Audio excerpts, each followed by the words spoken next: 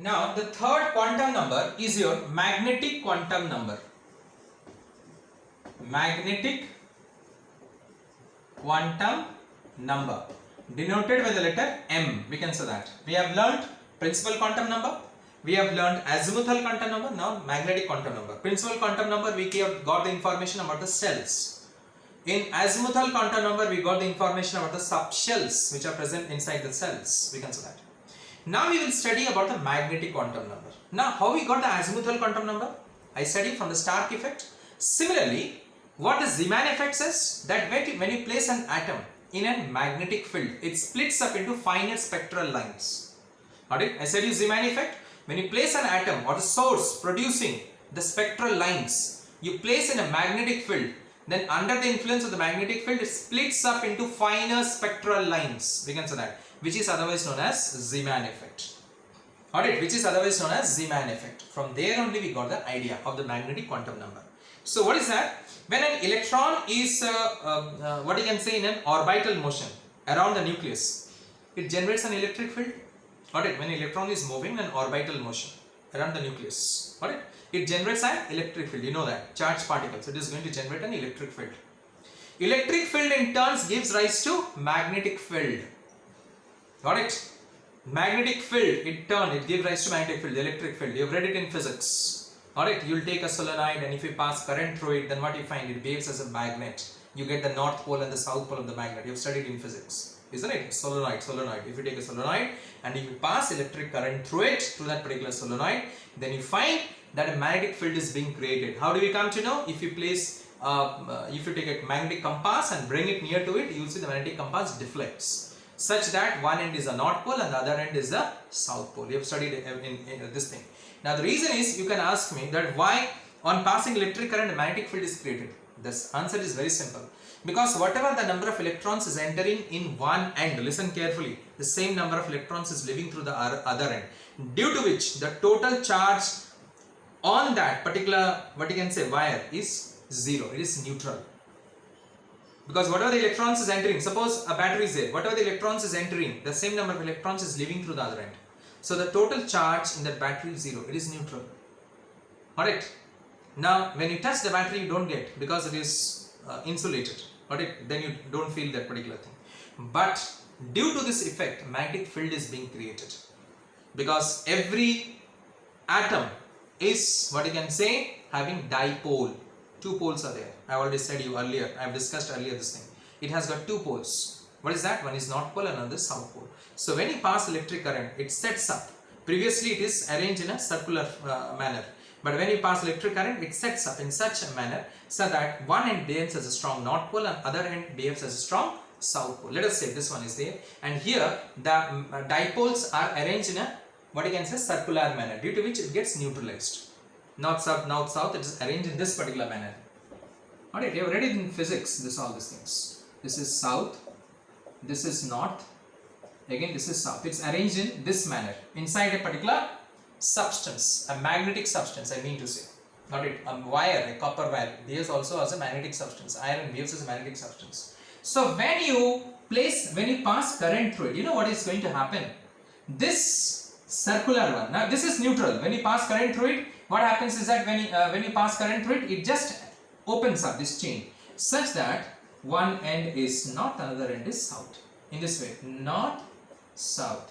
In this way, it will be arranging it, such that one end behaves as a strong north pole, other end behaves as a strong south pole, and in between, what is that? South and north is there. So hence in a magnet, always the magnetic power are concentrated on the poles. Magnetic power is not concentrated in the middle. You can check it also.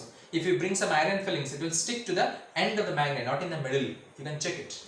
Got it? So here, why it is not, magnetic power is not concentrated? Because both the poles are present here, south and north. It is cancelled. The effect is, here it is not cancelled. Got it now? In this way. So when you pass electric current, what happens is that eventually a magnetic field is being set up. Got it? A magnetic field is being set up. So which can interact with the external magnetic field. That's Earth's magnetic field. We consider it. Got it? Which can interact with the Earth's magnetic field. Thus, under the influence of this external magnetic field, the electrons, what you find is that of a subshell can orient themselves, means arrange themselves in certain preferred orientation, in certain preferred, what you can say, shape. they arrange itself. When you pass electric current, magnetic field is set up. This magnetic field interact with the Earth's magnetic field, external magnetic field, and hence the electrons, what happens is that they move in different directions. And when they move in different directions, they arrange themselves in such a manner. They arrange themselves, I am saying you.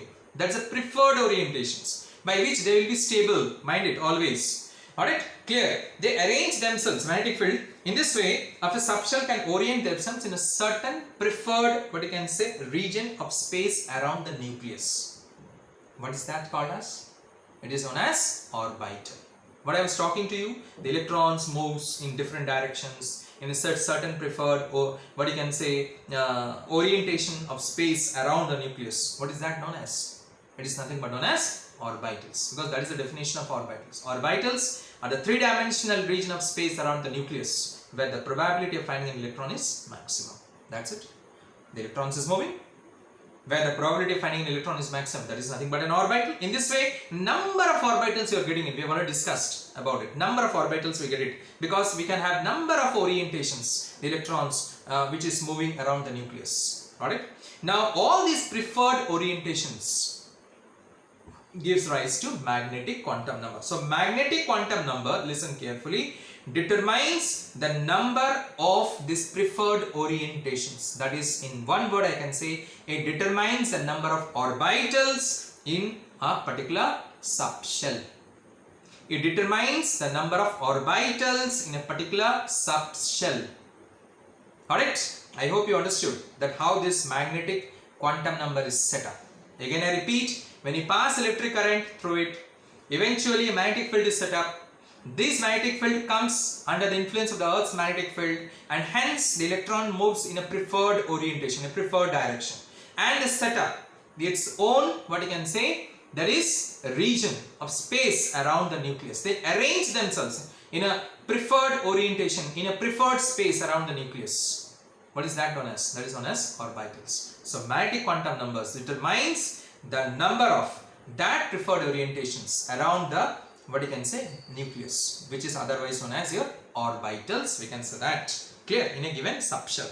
So hence what we can conclude, that we are having atom inside the nucleus. Already I said you that atom consists of nucleus. Around the nucleus we are having shells. Inside the shells we have got the subshells, and inside the subshells now we came to know it is orbitals.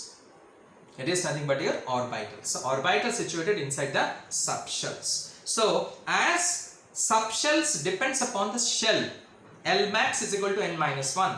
Similarly, magnetic quantum number, the number of orbitals, magnetic quantum number gives you what? Orbitals, about the orientation of the electron in a three-dimensional space, which is known as what? Orbitals. So the number of orbitals, we can get it, which is otherwise known as magnetic quantum number. Listen carefully. The number of orbitals, which is otherwise known as magnetic quantum number, depends upon subshell, which is m is equal to 12 plus 1. What I said, m means the number of orbitals, we can say, in a particular subshell.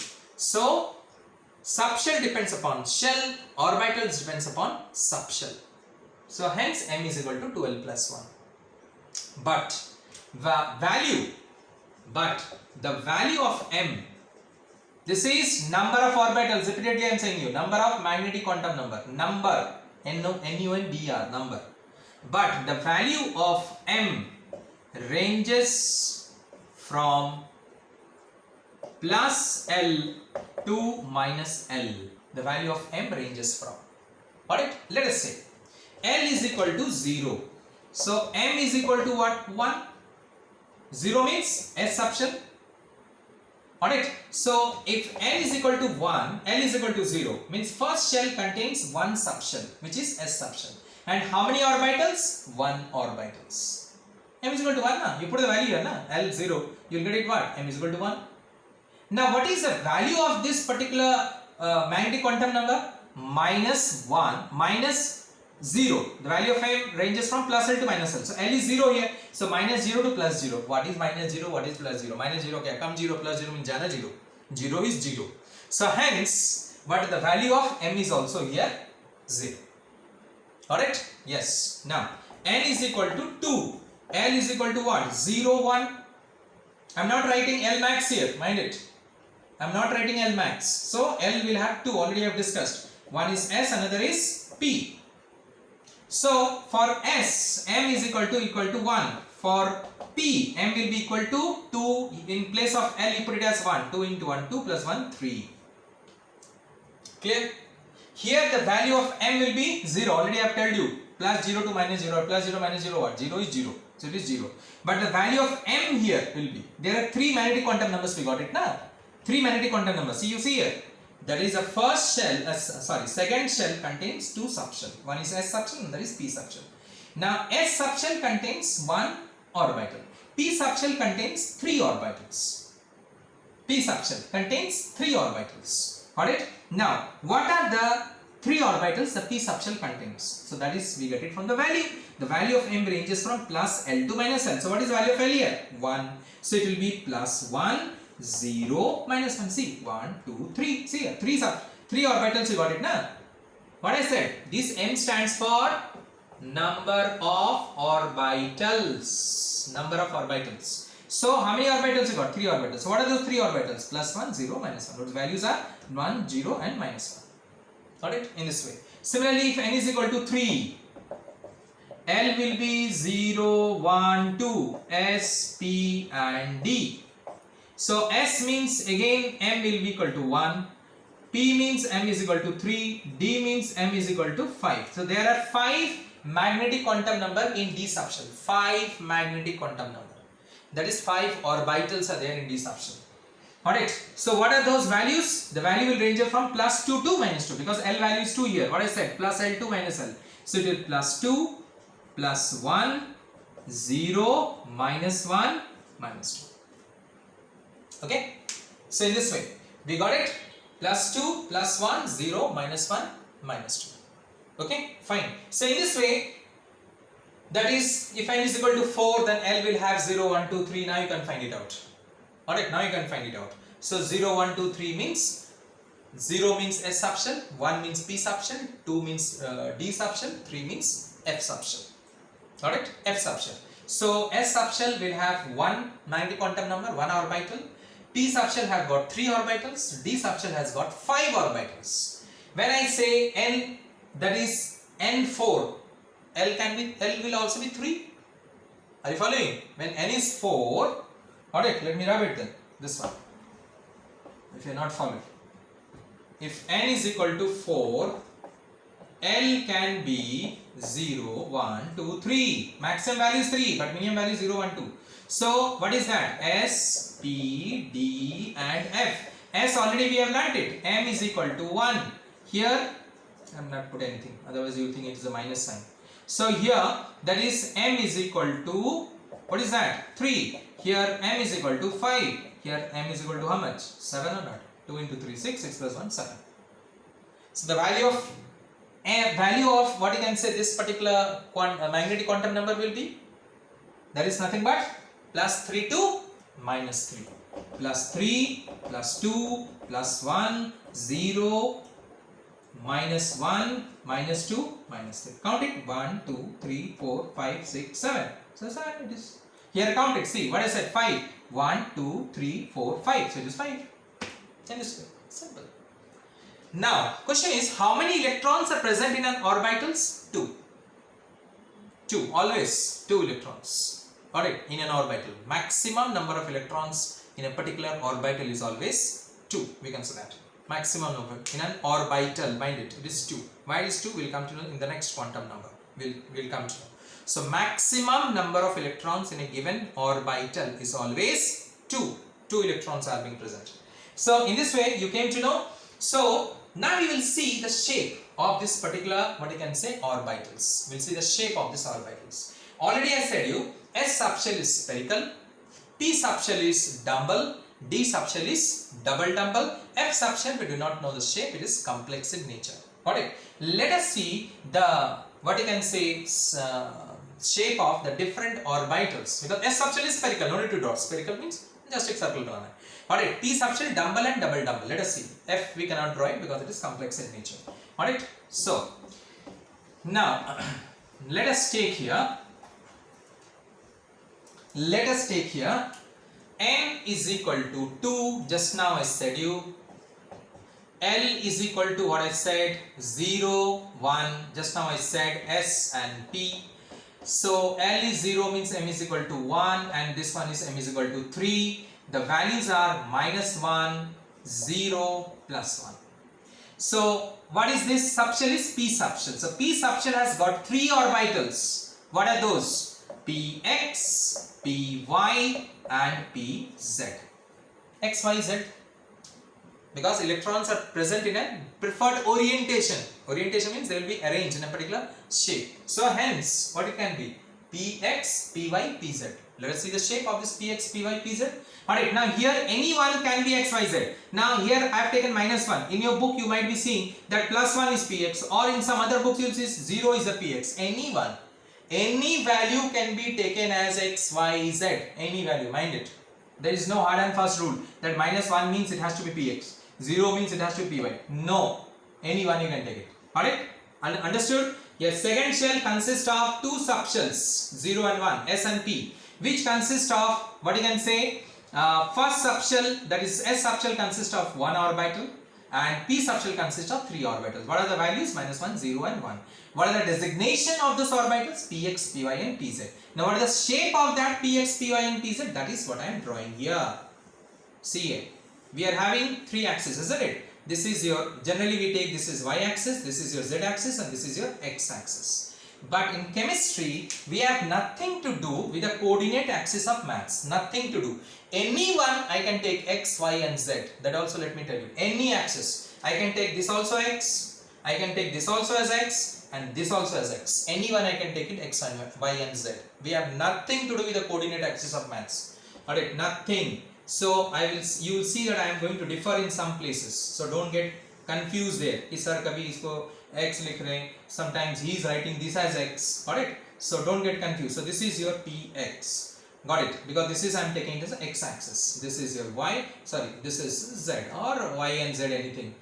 Why to confuse you? This is y and z. We can take it now. This is your shape of the px orbital. Similarly, this is the shape of the py orbital, py, because this is y, let us say I am taking it, this is y, I can take this also y, what is the problem?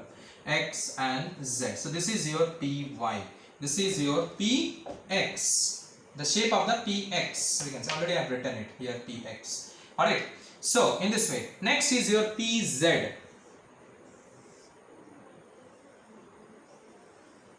This is your pz. If I take this as a z axis, y axis, and this is your x axis. This is your pz. So this is the shape of, you know, p subshell is dumbbell.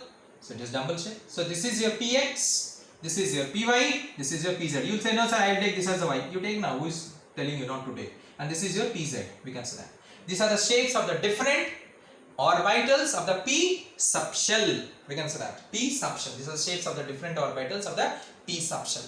Got it? Similarly, we are also having the shape of D subshell, which I am going to come the next, but not F. F is complex. Okay?